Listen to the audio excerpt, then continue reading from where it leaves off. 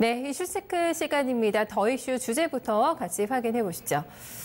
네, 1월에 가장 기대감이 큰 쪽이 사실 제약바이오인데요. 강하지 않습니다. 좀 뒤늦은 1월 랠리가 재가동할 수 있을지 오늘 그 가능성 점검해 볼 텐데요. 일단 제약업종의 차트를 보면 한눈에 봐도 좀 많이 부진합니다. 일단은 JP모건 헬스케어 컨퍼런스에서 성적이 그닥 좋지는 못했습니다. 그 기간 동안의 주가가 약간 좀 싱겁게 끝나면서 모멘텀 플레이가 좀 약했는데요. 시원치 않은 지금 새해를 맞이하고 있습니다. 하지만 올해도 많은 기업들이 신규 상장 예정이 돼 있습니다. 무려 26개 종목이 새롭게 등장할 예정인데요. 당연히 시가총액 비중도 커질 거고요. 유망 종목들이 늘어나게 되면서 투자 심리가 개선되지 않을까라는 예상들 함께 좀 나오고 있습니다. 아직까지는 섹터 전반에 대한 투자 심리가 많이 살아나지는 못하고 있습니다. 어떤 개별 종목군들의 악재도 있었고요. 또 개인 투자자들이 많긴 합니다만 아직까지는 아주 강한 상승이 나타나지 않고 있기 때문에 집중 투자하시는 분들 같은 경우에는 최근 시장 좀 애석하게 바라보고 계시지 않을까 싶은데요. 혹한기를 마무리 지을 수 있을지 오늘 그 부분을 점검해 보겠습니다. 허준식 해설위원과 함께 얘기 나눠보겠습니다. 위원님 안녕하세요. 네, 안녕하십니까. 네, 오늘도 어제 잠깐 상승하고 대형주들은 힘을 좀 못 쓰고 있는데요. 네, 제약 바이오 최근 주가 동향 먼저 좀 저희 점검해 볼까요?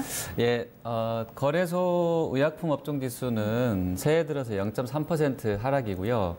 그 코스닥 제약업종 지수는 새해 들어서 0.04% 상승이고요. 바이오 기술 성장 기업군 바이오 섹터는 0.7% 밀려 있습니다. 대체로 양시장이 그래도 바닥권에서 많이 오른 쪽은 한 8에서 10%까지 올랐던 상황인데 네. 그거에 비하면 제약바이오는 좀 약하다 이렇게 볼 수 있겠고요. 그래프를 한 장씩 좀 보시면 먼저 거래소 의약품 업종 지수입니다. 2015년부터 현재까지 흐름을 쭉 보고 계신데요. 2016년 11월 달 바닥이 인덱스가 6,700선 그리고 작년 4월이 사상 최고가였었거든요. 16,000선까지 거의 한 두세 배 정도 아주 강한 랠리가 한 1년 조금 넘는 기간 동안 있었었죠. 당시에는 그 셀트리온 예전 상장 이슈가 좀 가장 컸다. 그러니까 2017년 여름부터 해서 네. 2018년 1분기까지도 그 셀트리온의 힘이 아주 강했었고 삼성 바이오로직스 들어오면서 좀 갇힌 또 흐름도 전개됐던 것 같습니다. 근데 어쨌든 사상 최고치가 16,000선 나온 게 이제 한 10달, 한 10달 전인데요. 지금 11,000선으로 밀려 있고요. 새해 들어서는 그냥 좀 보합 정도에서만 움직이고 있습니다. 부진하고요. 이런 섹터가 사실 거래소 화학 섹터도 유사합니다. 네. 네, 롯데케미칼, 대한유화 이런 쪽들도 다 작년 1, 2분기에 사상 최고가를 내고 나서 거의 사상 최고가 내고 나서 빠르게 거의 50%씩 급락이 나왔던 섹터이기도 합니다. 그리고 코스닥의 제약업종 보시면 시기는 비슷합니다. 보면 2016년도가 5,500선 바닥으로 해서 거기서 거의 두세 배 올랐고요. 13,900선이 작년 1월 달 사상 최고치였었습니다. 근데 9,000선까지 밀려나 있는 상황이고요. 새해 들어서는 그냥 횡보하는 양상이고요. 그리고 마지막으로 제약바이오에서 바이오 섹터, 코스닥 기술성장 기업군 보시면 조금 바닥은 좀 늦었네요. 2017년 3월 바닥으로 봄에 바닥을 다졌고 딱 1년 동안 인덱스가 거의 3배 이상 올라서 10,000선에서 작년 4월 달에 사상 최고가를 역시 경신을 했었습니다. 그리고 나서는 이제 6,000선 초입까지도 밀렸다가 조금 올라와 있는데요. 새해 들어서는 7,000선에서 그냥 좀 보합 양상입니다. 네. 어떻게 보면은 좀 반등장 파티라고 해야 될까? 여기서 소외가 됐었습니다. 네. 1월 특히 기대가 많잖아요. 원래 좀 가장 강한 달이라고도 할 수가 있겠는데 시장 대비 썩 좋지 않았거든요. 그 이유는 어디에 있을까요? 주가 흐름에서는 먼저 밀렸고 또 12월 달에 많이 안 빠졌기 때문에 오히려 반등이 나왔었죠. 연말에 JP모건 헬스케어 컨퍼런스 네. 한다고. 근데 이제 그런 기대감이 있었는데요. 실제로 뚜껑을 열어보니 JPM 헬스케어 컨퍼런스에서는 기술 이전 등의 이슈가 좀 부재했었던 상황이고요. 그 전후로 일단 유한양행이 컨퍼런스 하루 당일인가요? 하루 전인가 비알코올성 지방간 NASH 치료제 후보 물질을 그쪽에 이제 수출했던 기술 이전했던 거 빼면 이슈가 없었었고요.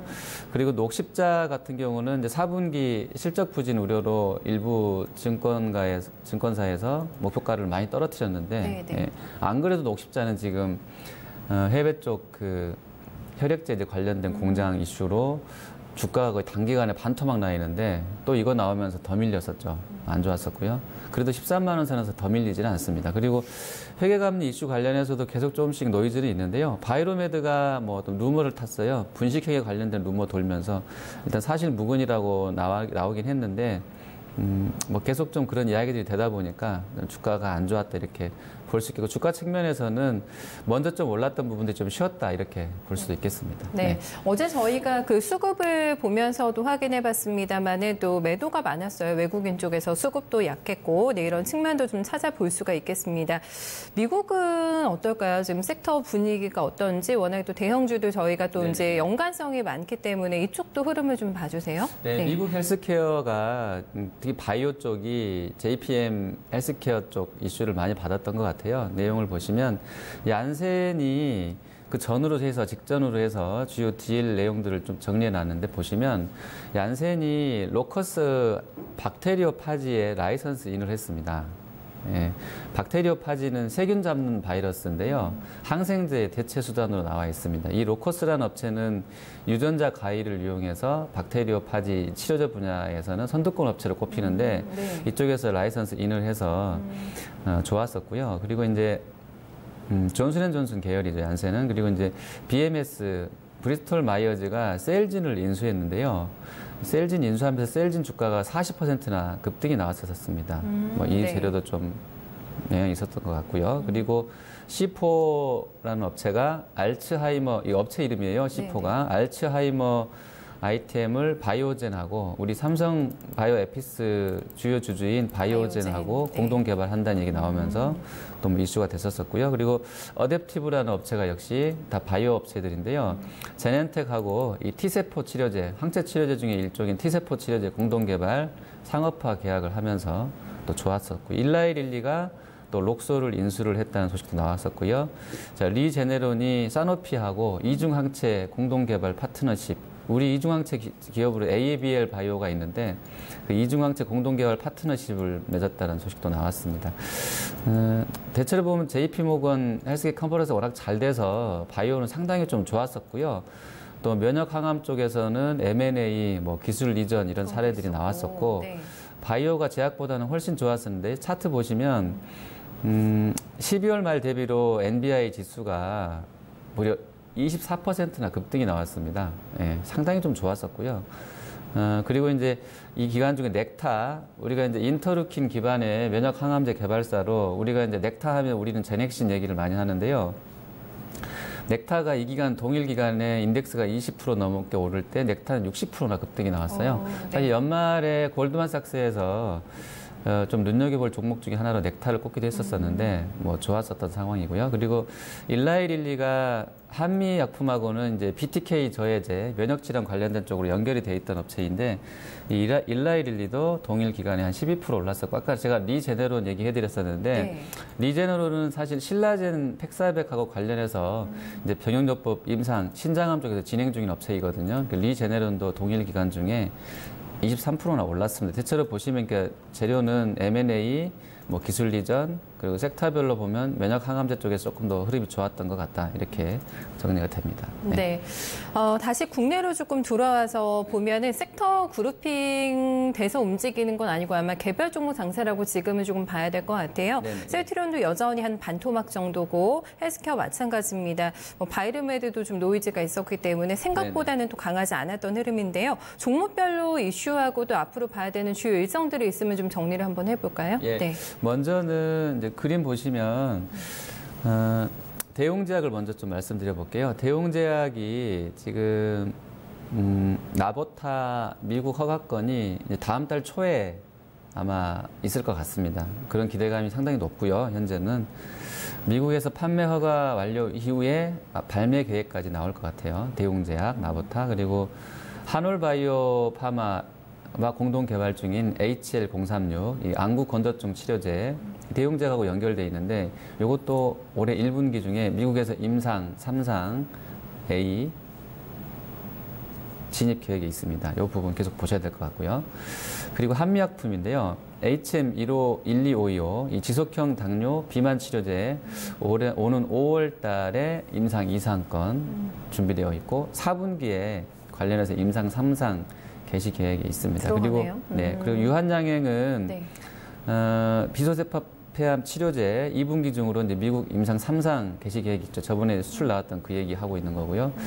그리고 메지온하고 HLB, 젠백스는 임상 3상 결과 발표 기대감들이 계속 있고요. 그리고 신약 허가 신청 가능, NDA 네, 신청 네. 가능성도 있습니다. 자, 그리고 제넥신의 자궁경부암 역시 임상 2상 결과 주목해 보셔야 되겠고, 알츠하이머 관련해서 젠백스도 임상 2상권 결과물들을 계속 좀 스크린 하셔야 되겠습니다. 그리고 한올바이오파마라든지 펩트론, 그다음에 셀리버리, 알테오젠, 파맵신 같은 업체들은 이제 실제로 기술 수출 논의 가능성에도 좀 주목을 해보자 이런 얘기들 나와 있고요.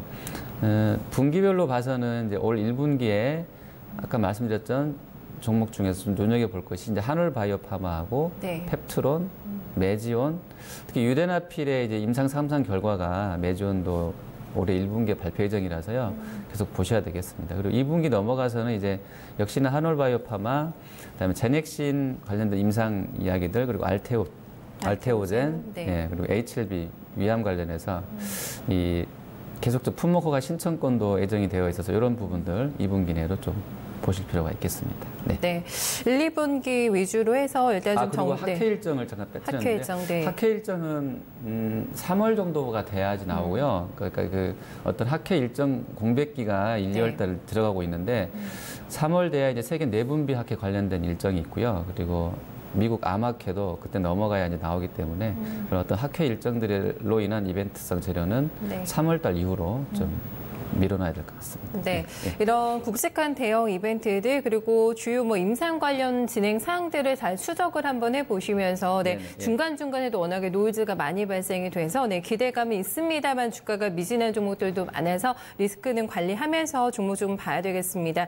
당장은 조금 불리하지 않을까 싶어요. 또 실적 시즌이기 네네, 때문에 예, 예. 컨센이 어떻게 나오고 있는지 뭐 대형주도 좀 나오고 있을 것 같은데 궁금하고 탑픽으로 볼만한 종목을 어떤 종목을 꼽고 있는지 좀 정리해볼까요? 예. 네. 사실 제약바이오는 결론부터 말씀드리면 뭐 중장기로는 투자 유망한 섹터 맞는 것 같고요, 여전히.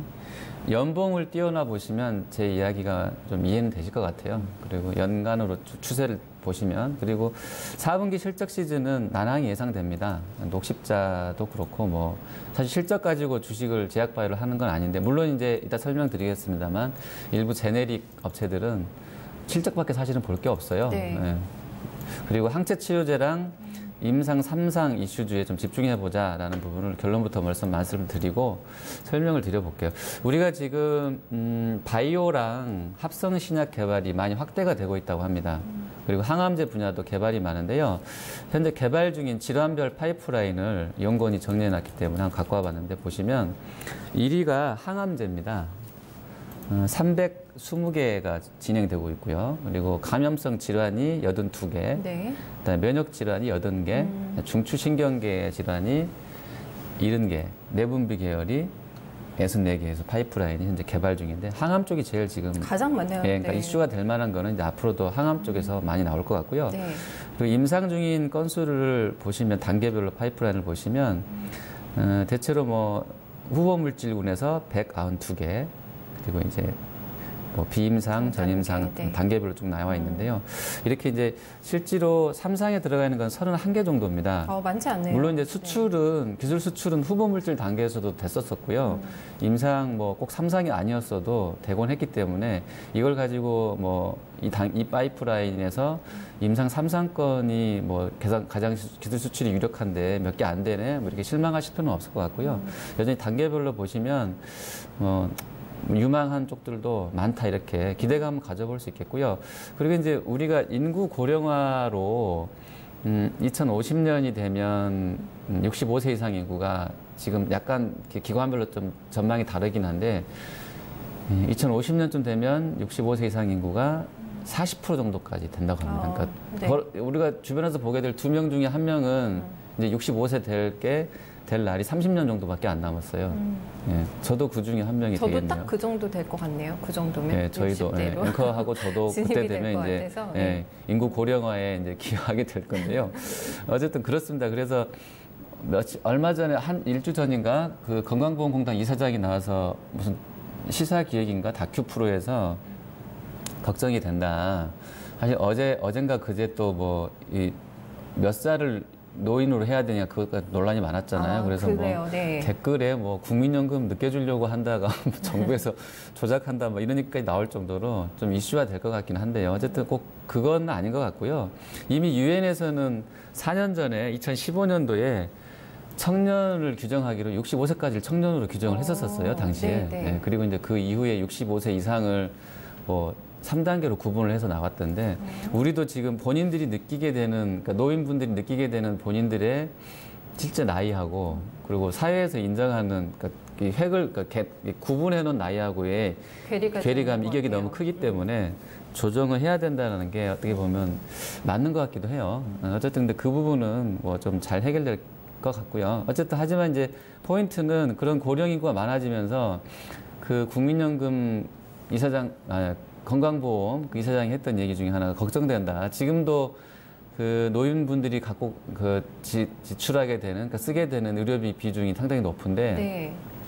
앞으로는 3분의 1 정도까지도 커버될 것 같다. 그분들이. 그러니까 상당히 의료비에 대한 부담감들이 커질 거라는 거예요. 국가적으로. 그래서 이런 부분 봤을 때는 역으로 해석하면 제약바이오 업황은 좋을 것 같다라는 네. 생각을 해보게 되고요. 요즘에 막 보험 가입률도 가장 빨리 올라오는 게 또 치매보험이더라고요. 보니까 네네, 보험업계에서도. 네, 정신질환 쪽으로 연결해서 맞아요. 맞습니다. 네. 치매 관련해서 이야기해 주셔서 잠깐 말씀드리면 네. 노인 인구 중에 한 15%가 치매에 걸릴 수 있는 확률이 높다고 합니다. 아까 제가 이제 2050년 넘어가면 그렇다고 했는데 그렇기 때문에 그쪽 관련된 산업도 유망한 것 같고요. 그러니까 산업적으로는 그렇습니다. 그리고 이제 그래서 중장기로는 유망하다 생각을 하고 있고 올해도 지금 또 뭐 이 시장에 들어올 업체들 중에 IPO 대기 중인 업체 중에 바이오 업체가 좀 많답니다. 많아요. 네. 건수로는. 그래서 사실 산업성장 기대감이 밝은 쪽들이 많이 들어오거든요. 그리고 그 해에 또는 그 시즌에 좀 핫한 업종들이 많이 들어오죠. 물론 이제 바이오는 특례 상장해서 뭐 적자여도 들어오고 하기 때문에 네. 테슬라룰인가요? 뭐 이런 거 해서 들어오긴 하는데 어쨌든 성장 기대감이 밝은 것도 IPO 실적에서도 반영이 될 것 같다라는 거고요. 그 업체들이 그 자금 IPO 할 때 자금 받아서 R&D만 잘 해주면 업황 선순환에 기여할 거다라는 낙관론들도 있긴 합니다. 다만 이제 단기로는 4분기 실적은 좀 부진할 것 같고요. 바이오 시밀러도 직판 이슈 나오면서 네. 좀 부정적인데요. 신한금융투자에서 준비해 놓은 셀트리온과 셀트리온 헬스케어 컨센 대비 본인들의 추정치를 보시면 괴리도가 26%나 돼요. 지금 그래프 보시면 안 좋을 것 같고요. 컨센하고 0.2% 차이가 나겠네요. 그리고 대체로 보면 전년 동기 대비로 합산했을 때 영업이익은 64%나 급감을 할 것 같고 컨센 대비로도 본인들은 더 낮게 보고 있더라고요. 많이 주네요. 네, 한 16% 네. 정도 안 좋게 나올 걸로 봅니다. 그리고 메이톡스랑 휴젤도 대체로 보면 합산 영업이익을 봤을 때는 작년보다 30% 예, 좀 안 좋을 걸로 보고 컨센서스도 지금 한 22.7% 정도 영업이익 감소하는 것으로 보여지고 있죠. 경쟁이 또 워낙에 치열해서. 예, 네. 이쪽은 컨센이 있기 때문에 그나마 좀 그래도 가늠이라도 해보죠. 근데 바이오 업체는 컨센이 없잖아요. 맞아요. 그 네. 코스닥에 있는 상위권 업체들, 시총 상위 업체들이 바이오 쪽으로 많이 포진되어 있는데 컨센서스도 아예 안 나와 있어서 네. 사실 이쪽은 뭐 실적 가지고 하는 건 아니기 때문에 좀 그렇습니다. 그리고 이제 제네릭은 아까 제가 그대로 접근 가능하다고 말씀드렸는데요. 삼진제약이 지금 작년 대비로 예상하기로 한 15% 증가한 107억 정도 예상이 되거든요. 나쁘진 않은 것. 계량신약 관련해서 좋죠. 그리고 유나이티드 같은 경우도 한 46% 증가한 92억 정도. 그래서 오늘 주가가 삼진이나 유나이티드는 뭐 썩 나쁘지는 않습니다. 그냥 자리는 잡아주는 것 같고요. 그리고 그 외에 이제 뭐 임상 3상 이슈가 있거나 항체 치료제 쪽으로 제가 접근해 보시는 게 유리할 것 같다고 말씀드렸는데요. 뭐 그런 종목군들은 유틸렉스나 ABL 바이오, 그다음에 신라젠, 녹십자 랩셀, 녹십자 셀 이쪽이 이제 면역 항암, 항체 치료제 관련된 쪽들이고요. 임상 3상권 들어가 있는 쪽들은 그래도 제품화 그러니까 품목 허가를 받을 수 있는 그러니까 시기적으로 봐서 가장 빨리 올 수 있어서 이게 매출 가시성으로 보면 인상 상상이 그래도 좀 제일 빠르기 때문에 계속 선정해서 보고 있는데요. 한미약품의 에페글레나타이드, 이 당뇨 신약이죠. 이게 이제 뭐 언제 나오나 계속 기다리고 계실 텐데 어쨌든 임상 3상 관련된 이슈는 계속 보셔야 될 것 같고요. 그리고 리보세라닙, HLB의 리보세라닙 이게 이제 적용 쪽은 다양한데 지금 위암 쪽이 제일 빠르다고 나와 있습니다. 그리고 유데나필, 뭐 폰탄 수술 치료제죠. 메지온은 사실 작년에 바이오 쪽 그렇게 빠질 때 9만 원에서 신고가 내면서 잘 버티네요. 예, 제일 셌던 종목 중에 하나입니다. 근데 올 들어서는 뭐 8만 원 선에서 그냥 좀 주춤거리고 있는데 유데나필 이슈를 계속 좀 추적을 하셔야 되겠고요. 신라젠 팩사백도 이 정도면 거의 뭐 양치기 소년 됐다 싶을 정도로 안 나오고 있거든요. 근데 어쨌든 3상 이슈가 있기 때문에 계속 꾸준하게 좀 지켜는 보셔야 되겠고요. 저번 연말에 갑자기 싱가포르 쪽에서 뭐 인수한다 얘기 나와서 지분 투자 들어온다 얘기 나와서 잠깐 좀 흔들렸었는데 다시 조용해졌네요. 좀 확인은 하셔야 되겠고 당뇨발 VM202의 바이로메드 이연제약하고 해결해야 될 문제 남았다고는 하는데요. 계속 임상 3상 건은 계속 지켜보셔야 되겠고 이노톡스 3상 관련해서는 메디톡스 계속 좀 주목해 보실 종목이다. 물론 실적은 아까도 보여드렸지만 뭐 주가가 지금 반영하면서 많이 빠져 있어요. 그래서 이노톡스 임상권하고 실적은 좀 분리해서 계속 보셔야 되겠습니다. 네, 긴 호흡에서 좀 메리트 있는 종목들 추려놔야 되겠네요. 네, 오늘 말씀 잘 들었습니다. 네, 감사합니다.